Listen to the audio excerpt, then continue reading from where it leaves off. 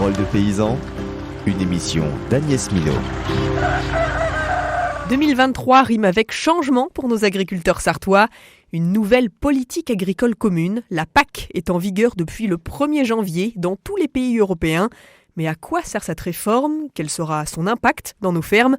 Pour le comprendre, nous recevons aujourd'hui Brice de Sartre. Bonjour. Bonjour. Merci d'être avec nous.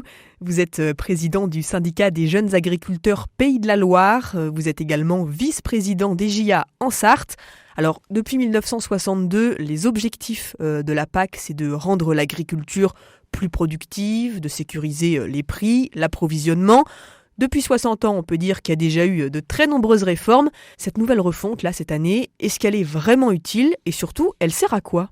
Alors, c'est vrai que depuis 62, les objectifs ont évolué.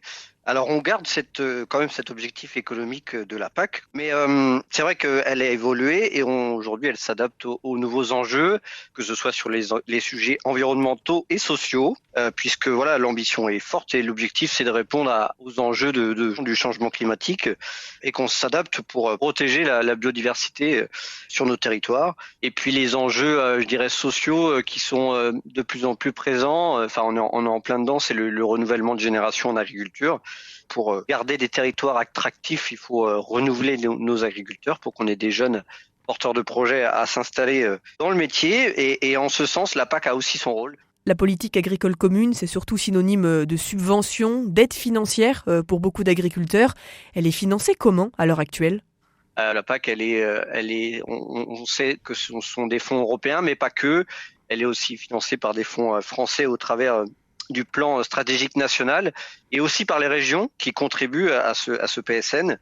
Et donc chaque pays a une trame, une commune, je dirais, sur la PAC européenne. Et derrière, on a des déclinaisons indépendantes de chaque pays. Et au sein des régions aussi, donc qui permettent d'adapter, je dirais, la politique agricole commune au territoire de chaque région. Cette nouvelle PAC, Brice, qui entre en vigueur, elle se chiffre à combien pour la France en termes de budget ?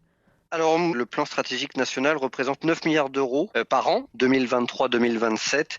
Donc 9 milliards d'euros, comme je l'ai dit, avec des crédits européens, nationaux et régionaux au profit de 400 000 agriculteurs français. Alors, elle est quand même hétérogène en fonction des agriculteurs, mais elle représente en gros une année de revenus pour un agriculteur, la PAC qu'il peut toucher sur son exploitation. Donc, elle a un enjeu énorme pour chaque agriculteur de manière individuelle, parce que sans ça, les choses seraient complètement différentes et on aurait des prix à la consommation beaucoup plus élevés que ce qu'on peut avoir aujourd'hui. Brice de Sartre, cette réforme, est-ce qu'elle répond à certains problèmes de nos agriculteurs locaux ?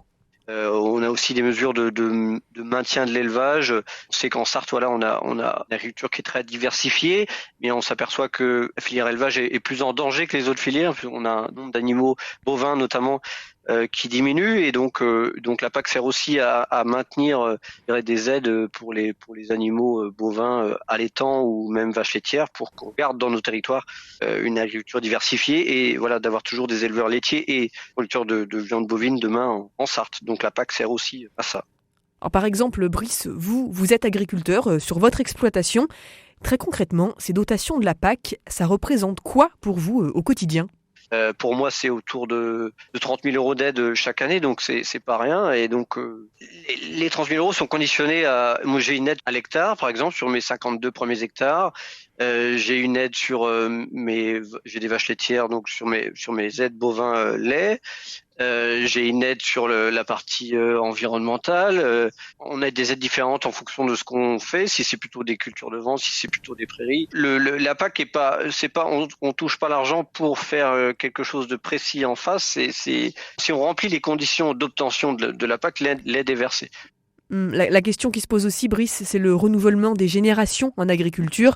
C'est pas facile de trouver des jeunes pour se lancer dans le métier.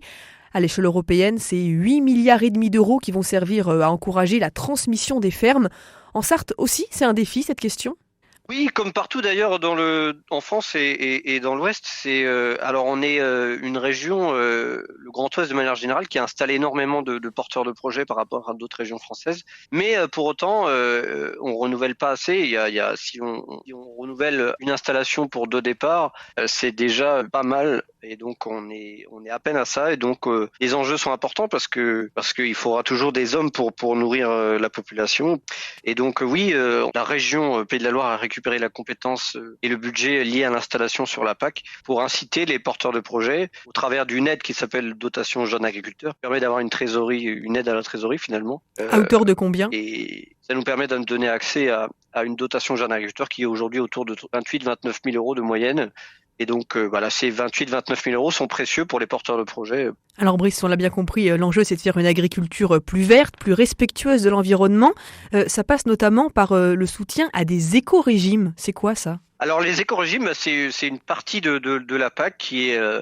L'Europe a dit on met tant de pourcentage en éco-régime qui va nous permettre d'aller travailler sur des mesures de biodiversité, notamment d'entretien du paysage des prairies.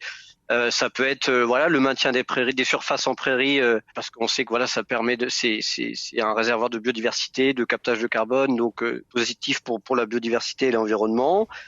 C'est aussi des mesures d'accompagnement pour les agriculteurs qui font le choix d'aller vers l'agriculture biologique. C'est aussi un accompagnement, une aide à la conversion vers ce mode de production-là. Brice de Sarthe, en tant que président régional du syndicat des jeunes agriculteurs, c'est quoi pour vous les avantages que vous voyez à cette réforme de la PAC ? Les avantages, c'est que depuis qu'elle a été créée, elle s'adapte, je dirais, aux enjeux. Alors, encore plus aujourd'hui avec le contexte de crise énergétique, de guerre en Ukraine, où on s'aperçoit de l'importance de la souveraineté alimentaire d'un pays tel que la France, puisque lorsque le peuple a faim, souvent il peut y avoir guerre ou révolution, et donc un peuple qui se nourrit et va vers la paix. Donc c'est toujours un objectif, je dirais, commun qu'on doit avoir à l'échelle nationale d'avoir un pays souverain au niveau alimentaire. Et donc la PAC sert à ça. Et pour les inconvénients ? Donc après les inconvénients, c'est qu'on a des contrôles puisqu'on nous donne des crédits avec des objectifs à atteindre. Et donc forcément, nous, derrière de l'administratif à gérer et puis des comptes à rendre finalement. Avec des dossiers assez lourds à travailler, mais on le fait pas tout seul et on est souvent bien entouré pour le faire, donc ça se passe. Disons qu'elle est pas parfaite la PAC, donc pas parfaite, ça veut dire quoi ça ? On pourrait aller vers plus d'innovation que ce qu'on fait aujourd'hui. Sur le dossier des jeunes, on a un budget qui est intéressant, même si on pourrait dire on en veut toujours plus, et pour aider encore plus à avoir de nouveaux porteurs de projets sur les territoires. En fait, c'est le financement. Si on finance plus, on va trouver plus de choses à faire. C'est des aides à la fois dans les filières, peut-être plus en difficulté à un moment donné qu'un autre. On peut avoir une PAC des fois plus réactive, alors c'est compliqué. Investir plus sur le développement par des exploitations. Je pense par exemple au bâtiment d'élevage où on pourrait dire aller plus loin dans la modernisation pour le confort de l'éleveur, des animaux, le bien-être animal, la résilience énergétique, la maîtrise des charges d'entretien et de maintenance de ces bâtiments-là. On pourrait aller vers plus d'innovation sur les pratiques culturelles pour diminuer notre empreinte écologique, par exemple, en diminuant par exemple le nombre de traitements phytosanitaires par la robotique. On sait que on pourrait demain avoir des robots vont aller désherber nos cultures.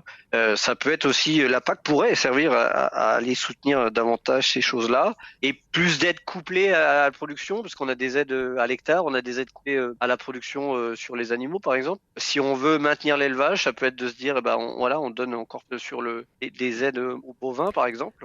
Merci beaucoup Brice de Sarthe pour vos réponses aujourd'hui dans Parole de paysans. Je rappelle que vous êtes président du syndicat des jeunes agriculteurs en Pays de la Loire, également vice-président des JA pour la Sarthe.